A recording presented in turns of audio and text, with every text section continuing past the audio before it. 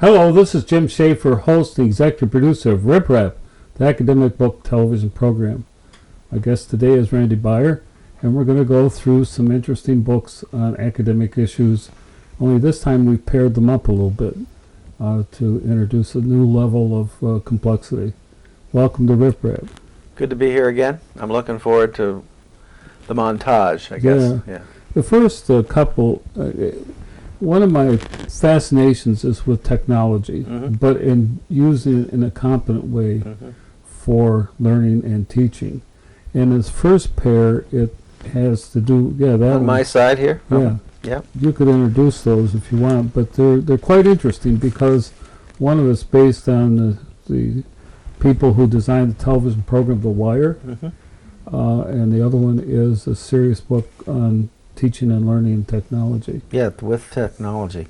Yes, Tapping into the Wire, The Real Urban Crisis, by Doctors Baier and McGuire. And it does feature the wire. I was looking through it just before we started talking, and there's various frame shots that bring out a certain point that they're making about various issues: AIDS, teenage pregnancy, drug lords, danger, unemployment, food shortage, whatever, urban issues. Actually, not just urban, as I guess. Learning and Teaching with Technology, edited by Som Naidu, and that's another academic book which talks about teaching with technology, but also the mix of the two, as you were indicating. It's a very substantial book. Before we leave this Wire book,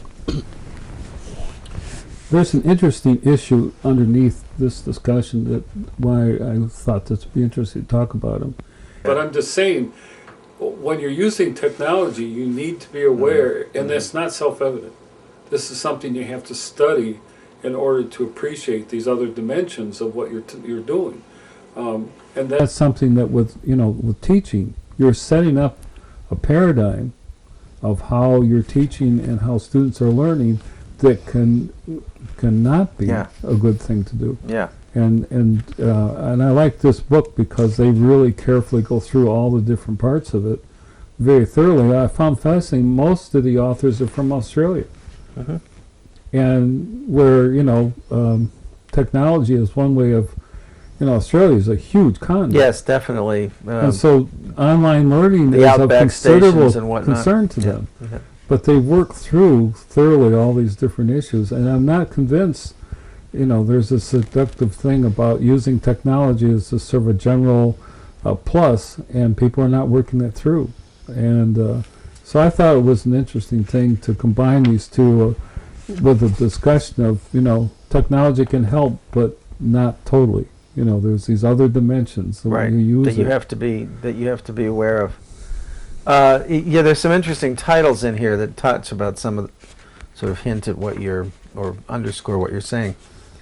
Using interactive video-based multimedia to scaffold learning in teacher education.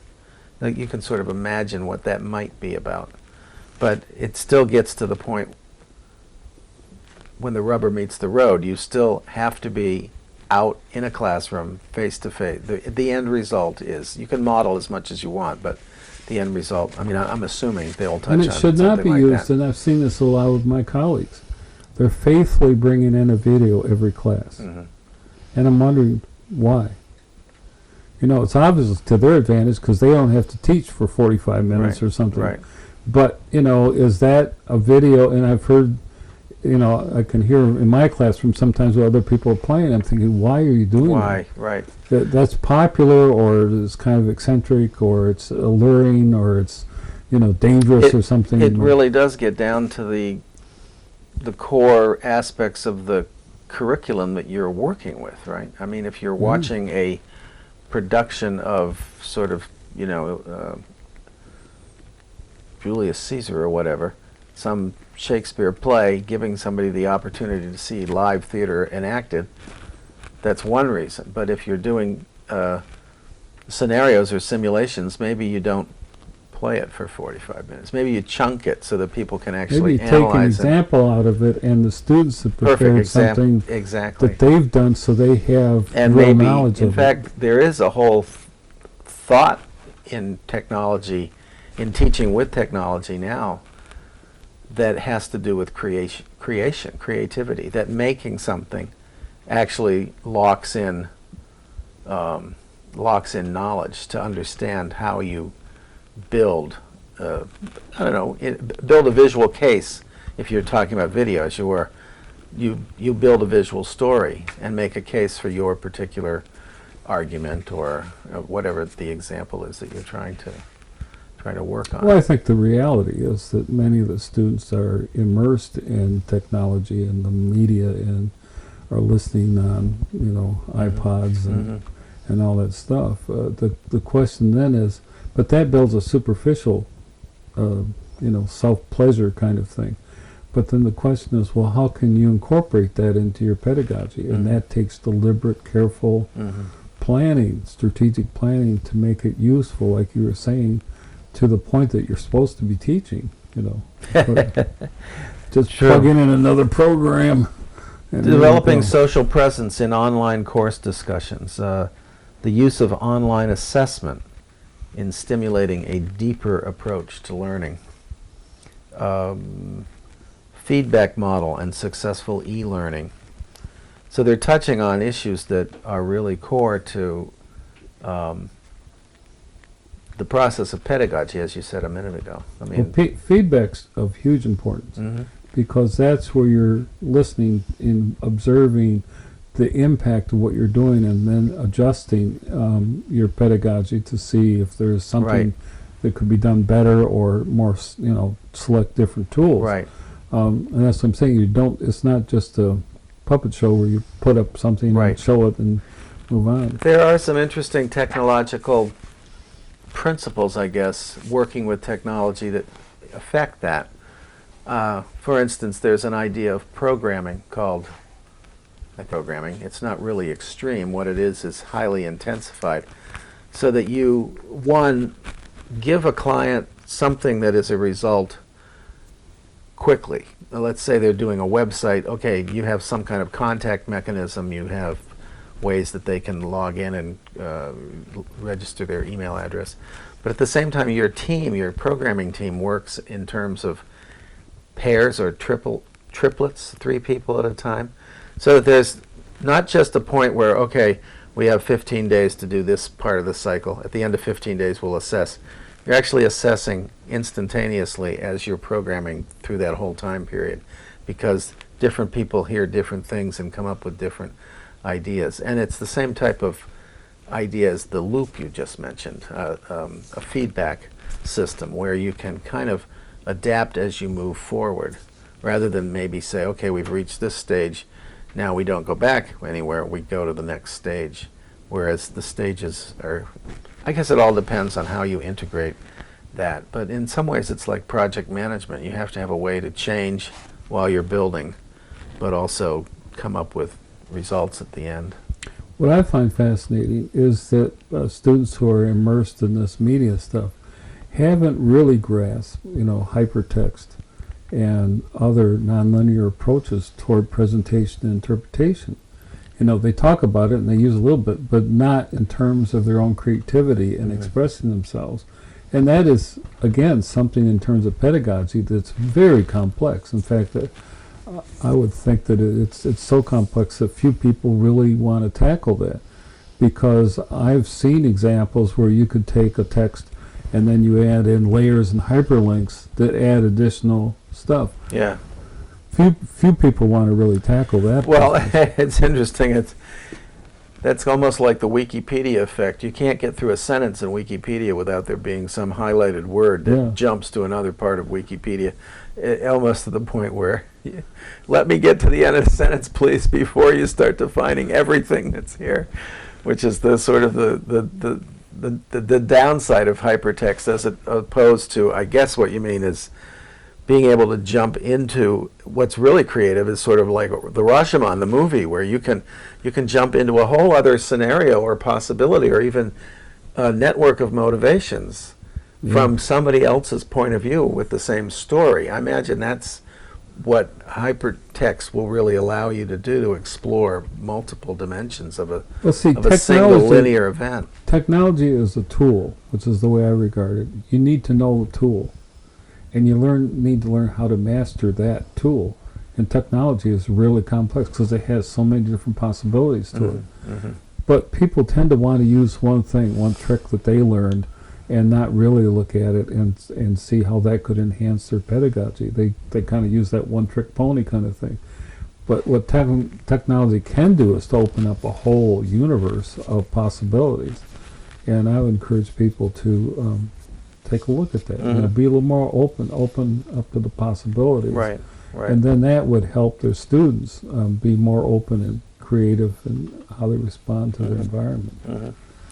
So, should we move on to another dyad here? yeah. Let's see. No, we just put those kind of down here. All right, we'll put these right in the back and retire them, and we'll stay with these other. This dyad is a combination of a book by Paul Tough called How Children Succeed, Grit, Curiosity, and the Hidden Power of Character, and Vincent Tinto's reissuing of his Leaving College, Rethinking the Causes and Cures of Student Attrition. And I see a thread here, and that is that the point he's making here is for children to succeed, it's we need to deal with the qualities that have to do with character, which is perseverance, curiosity, conscientiousness, optimism, self-control. And it's using, he claims, the tools of science to peel back the mysteries of character and working with students to help them. Develop character? Yeah. So these different aspects of it. Does he mean character as in the sense of solid character, good character, caring character, that kind of thing? It's not a moralistic approach. He's talking about character in terms of, I guess, the operating system of how a person deals with life. And and also the point is that parents can help their children by developing these. And also the point he makes is that adversity can actually teach and strengthen, depending on how the children. I think that's very, very true. I mean, I think we overuse it. Whatever hard times can make you a better developed. Well, I have students that have gone through some really, really tough times. Yeah, I mean, I think in some ways it might have been nice if they didn't have to go through those things. But what I tell them is the only difference between coal and a diamond is the pressure of what that kernel of material has gone through. I suppose a lot of different metaphors could help out. I mean, that can work through. Does Tinto mean dropout? This is tough. Yeah, no, I was changing to the other book. Student attrition, it's interesting. But he's talking about people who drop out of college. Yeah. Not leave at the end of their successful college career. Well, what's interesting, Tinto defines, says that attrition is from the standpoint, or retention, in terms of the institution. Persistence is from the standpoint of the student. That's I was going to mention persistence. That's interesting. So he brings in persistence in his argument. Yeah. Well, he understands the difference. He's looking at a kind of a global vision of understanding this process of why students don't do better. Right. And part of it, it depends on what perspective you have. Institutionally, you have all these students starting out and then they don't finish.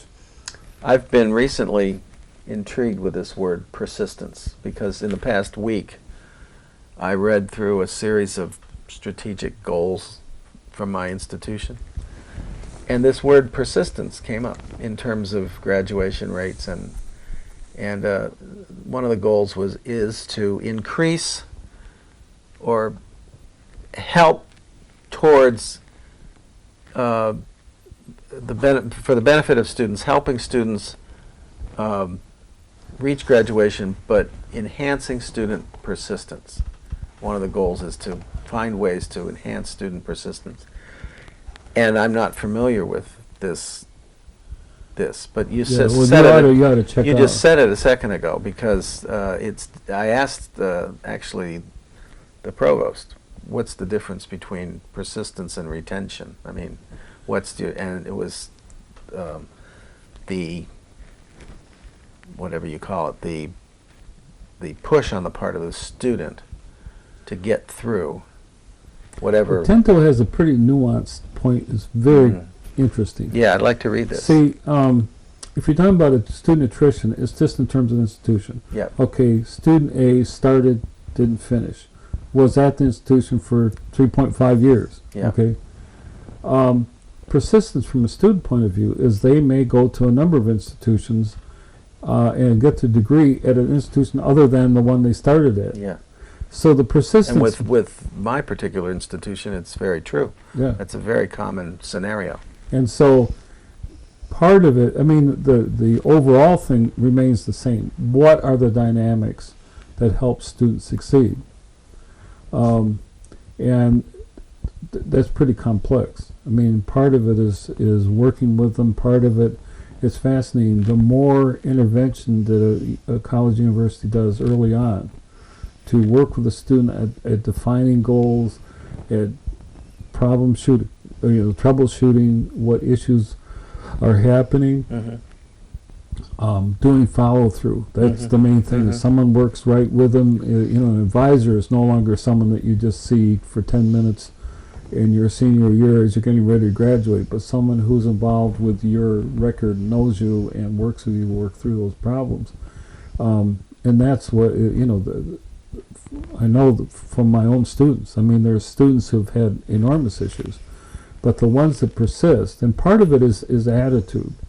A lot of my students have been abused, and so that takes down their self-esteem, so they don't have persistence because they don't think they're worth anything, and nobody cares. In this tough book, it actually talks about the psychological traits that allowed high school graduates to make it through school. Those traits and inclination to persist at a boring and often unrewarding task. Yeah, right. The ability to delay gratification. That's the tendency to follow through on a plan also turned out to be valuable in college, in the workplace, and in life generally. And he said that this one researcher, Heckman, worked on his project in Ypsilanti, Michigan, an old industrial town west of Detroit. Yeah. So they did research on, in the early days of the war on poverty, a group of child psychologists and education researchers undertook an experiment recruiting low-income, low-IQ parents from the town's black neighborhoods to sign their 3- and 4-year-old kids for the Perry preschool. The recruited children were divided randomly into a treatment group and a control group. Children in the treatment group were admitted to Perry, a high-quality 2-year preschool program, and kids in the control group were left to fend for themselves. Well, there was a noticeable improvement. But it's that kind of thing. I'm saying that someone needs to work with them, and that was the difference that he's talking about in terms of persistence. It's what are the qualities, and that's another thing that Tento does a wonderful job. Yeah, on pointing that out. I would think it would be a pretty nuanced argument because there are so many factors, especially in schools that are different than residential schools, or if you're talking the college, university or college. In today's environment, students, especially those without enough to send them straight through for 4 years, they're out there working, commuting, taking classes, as you indicate, in a serial manner. I mean, off and on again. When they have enough money, they'll take more credits. And in some cases, of course, you can't claim a graduation rate, even though your particular institution may have been responsible for 4 years of somebody's education. They might go to Washtenaw Community College, go to Western Michigan, Eastern Michigan, maybe Lansing, maybe graduate from Lansing, but have been to 3 or 4 different institutions in a cycle. And there are also ways of counting graduation rates that can work against adequate retention at universities, especially if people take more than 6 years to get through. So that you have to have, they have to fall within certain years of attendance and things of that nature, or qualify for, in terms of the way the statistics are counted for full-time equivalencies and things like that. So a school might actually have better retention than the numbers are indicating. From what I understand, I don't do this kind of thing. So, well, I think that everyone in the environment, the social environment, can help young people become more persistent, stronger. Mm-hmm. But you as an educator think persistence is a term that is a more appropriate term for from analyzing this kind of trajectory through university, well, and it or getting an literally is education. what Barack Obama said, which is yes, you can. Mm-hmm. And I've seen dramatic results that once students give themselves that message, they find a way. But if they give themselves a negative message that no, they can't, they start sinking below the surface. Well, when I first heard it, I'll be honest, I thought it was, another aspect of corporate speak, which was sort of saying, for the institution, saying, well, it's not up to us to educate you, it's up to you to educate you. Now, there's a ring of truth there, because obviously somebody has to take responsibility for what their interests are, how they're going to get it, to find out information. But it was like sort of shifting the onus on the student. That's my first gut reaction to the word, student persistence. Like, are you persistent enough, kind of a guilt trip on the students, because there might be other factors that work against persistence. But that's this whole thing of taking persistence means you take responsibility. You're going to get it done. Mm-hmm. And if you start from that thing, you will get it done. You will get it done. You'll identify people who can help you get it done. along the way. Yeah. And that's what I'm saying. It's important in the educational environment for the educators to be a helper and not a hinderer. Right. And help work for that empowerment. Right. So that does bounce back to Paul Tuff's book. Yeah. About how children, and I suppose does he mean literal children, the kids under 12, or does he mean our children, our generation? Right. Yeah. All the way through up.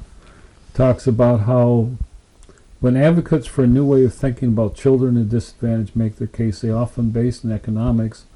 As a nation, we should change our approach to child development because it will save money and improve the economy. That's lovely, but that's not my primary thing. I want to see people succeed in terms of their own goals and not get into a spiral of negativity and all that stuff. Oh, I'm not good enough because of whatever. I'm not a good person. You're right. I don't have these degrees. I'm not doing this kind of work. I'm more interested in this than the other, and that's not what society is thinking I should be. But what's really impressive is that when you help students do that, it represents a major victory for society and for them. And I've seen it happen. I had one student who was an older student. She was coming back after 20 years, and she kept telling herself, she'd tell me, I can't do this. And I'd say, well, if you keep saying that, you won't. So I said, why don't you just try changing the message to yourself and say, yes, I can. And when she did that, she caught all her work up in 10 days. So, I mean, it's that message, but I think it's important. I don't want to seem too simplistic about it, that, like there's some giddy kind of easy way to do stuff. Yeah, right. Or because there are real obstacles that come in. I mean, you have to be able to overcome some pretty serious obstacles, especially, economics. A lot of our students today are working. They don't have a fund from their parents to send them to school, or scholarships the way maybe a lot of them are not getting financial aid. Yeah, financial aid, right. Profound effect. Yeah, so these are serious things to overcome.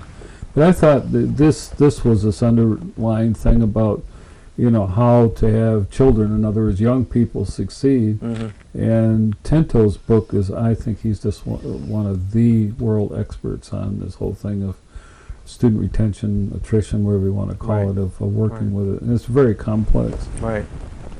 Well, that's another dyad down.